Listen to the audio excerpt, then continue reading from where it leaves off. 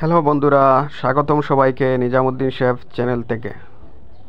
আমি আপনাদের জন্য নিয়ে এসেছি একটি গরুর মাংসের অসাধারণ রেসিপি। বন্ধুরা, আজকের রেসিপি বিশেষ হবে কারণ আমি 5 কেজি গরুর মাংস রান্না করব। তো চলুন দেরি না করে শুরু করি। আমাদের আজকের রেসিপি বানানোর জন্য যা যা উপকরণ লাগবে তা হলো, প্রথমে এইখানে রেজালা সাইজ করা গরুর মাংস 5 কেজি কেটে নিয়েছি আমি। তারপরে এখানে 1 টেবিল স্পুন জিরার গুঁড়া আছে, 1 টেবিল স্পুন ধনিয়া গুঁড়া আছে, 1 টেবিল স্পুন হলুদ গুঁড়া আছে, 2 টেবিল স্পুন গুঁড়া মরিচ আছে। তার পাশাপাশি তেজপাতা আছে 3 পিস, দারচিনি আছে 2 পিস, লং আছে 8-10টা, এলাচ আছে 8-10টা, স্টার আনিস আছে 2টা, আদা রসুন পেস্ট হচ্ছে 1 কাপ, লবণ আছে 1 টেবিল স্পুন, পেঁয়াজ কুচি আছে 500 গ্রাম, বাদাম আছে 500 গ্রামের মতো। আমি সব ব্যবহার করব না, এখান থেকে 1 কাপ বাদাম ব্যবহার করব।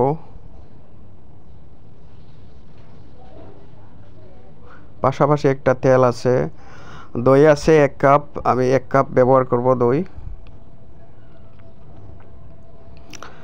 আমাদের রেস্টুরেন্ট স্টাইলে সিক্রেট গরম মশলা আছে 1 টেবিল স্পুন।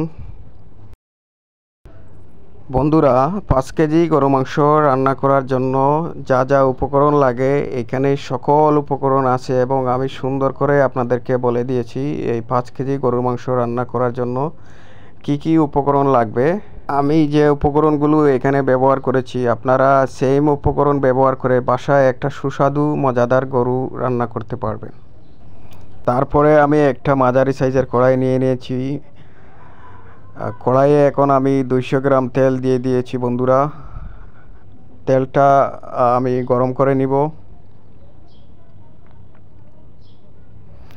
তেল গরম হয়ে গেছে, এখন দারচিনি, এলাচ, তেজপাতা, যে গরম মশলাগুলো আছে আমি এগুলো দিয়ে দিয়েছি, দিয়ে একটু ভাজা ভাজা করব। আমার দারচিনি, এলাচ, লং এগুলো ভাজা ভাজা হয়ে গেছে। এখন আমি 500 গ্রাম পেঁয়াজ কুচি দিয়ে দিব এবং মিডিয়াম আছে আমি এটা ভাজবো। আমি পেঁয়াজগুলো নাড়তেই থাকবো যতক্ষণ না হালকা সোনালি কালার আসে। দেখুন আস্তে আস্তে হালকা সোনালি কালার চলে আসতেছে। তো আমি যেইভাবে পেঁয়াজগুলো ভাজতেছি আপনারাও সেম এইভাবে পেঁয়াজগুলো ভাজবেন, তাইলে রান্নাটা ভালো হবে। দেখুন আমার পেঁয়াজ হালকা সোনালি হয়ে গেছে। এখন আমি 250 গ্রাম আদা রসুন পেস্ট দিয়ে দিয়েছি এবং 1 মিনিটের জন্য আদা রসুন পেঁয়াজ কষাবো। দেখুন আমি যেইভাবে আদা রসুন পেঁয়াজ কষাইতেছি আপনারা সেম এইভাবে কষাবেন। আমার আদা রসুন পেস্ট কষানো হয়ে গেছে। এখন আমি 5 কেজি গরু মাংস দিয়ে দিব, রেজালা সাইজ কাটিং করা। তো বন্ধুরা, গরুর মাংস আমি কড়াইয়ে ঢেলে দিয়েছি, এখন হালকা করে নেড়ে দিব। এখন আমি আমার যে উপকরণগুলো আছে সেই উপকরণগুলো একটি একটি করে আমি কড়াইয়ের মধ্যে দিব। আমি প্রথমে আমার 2 টেবিল স্পুন গুঁড়ামরিচ দিয়ে দিচ্ছি, তারপর হচ্ছে 1 টেবিল স্পুন হলুদ, তারপর এই জিরার গুঁড়া 1 টেবিল স্পুন, ধনিয়া গুঁড়া 1 টেবিল স্পুন, গরম মশলার গুঁড়া দিয়ে দিচ্ছি 1 টেবিল স্পুন, তারপর লবণ দিয়ে দিচ্ছি 1 টেবিল স্পুন। তো সব উপকরণ দিয়ে ভালো করে মিক্স করে দিব এবং ভালো করে নেড়ে দিব।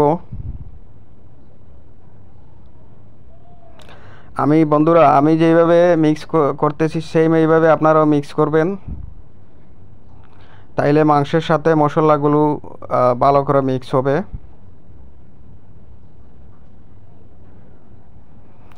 এবার আমি 3টা শুকনো মরিচ দিয়ে দিয়েছি, দিয়ে এখন সুন্দর করে একটা ঢাকনা দিয়ে রাখবো 5 মিনিটের জন্য। 5 মিনিট পর আমি ঢাকনা উঠিয়ে আবার অ্যাড করে দিব 1 কাপ দই। 1 কাপ দই অ্যাড করে ভালো করে মিক্স করে দিব এবং আমার চুলা লো আছে যেহেতু আমি পানি ছাড়া গরু মাংস রান্না করব, কোনো পানি দিব না, সম্পূর্ণ পানি গরু থেকে বের হবে। আবার ডেকে দিব আমি 10 মিনিটের জন্য। 10 মিনিট ডেকে দেওয়ার পরে বন্ধুরা দেখুন গরুর মাংস থেকে প্রচুর পানি বের হয়েছে। আমি সেই পানি দিয়ে গরু রান্না করব, তাইলে গরুটা সুস্বাদু হবে। আপনারাও সেম বাসায় এভাবে চেষ্টা করবেন রান্না করার জন্য। এখন আমার গরুর মাংস মোটামুটি 20 মিনিটের মতো রান্না হয়ে গেছে, লো আছে। তো আমি হাফ কাপ বাদাম পেস্ট অ্যাড করে দিয়েছি, দিয়ে এগুলো ভালো করে মিক্সার করে দিব। প্রিয় বন্ধুরা, আমি আরও 20 মিনিট লো আছে রান্না করব, যেহেতু আমি পানি অ্যাড করি নেই। শুধু গরুর যে পানি বের হয়েছে সেটা দিয়েই আমি রান্না করতেছি গরুর মাংস। তো আপনারাও সেম বাসায় এইভাবে চেষ্টা করবেন।